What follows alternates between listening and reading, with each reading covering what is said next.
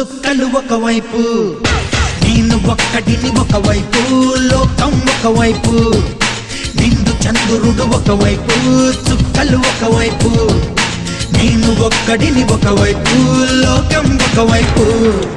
నలుగురికి నచ్చినది నాకసలే ఇక నచ్చదురో నరులెవరు నడవనిది ఆ రూట్లోనే నడిచెదరో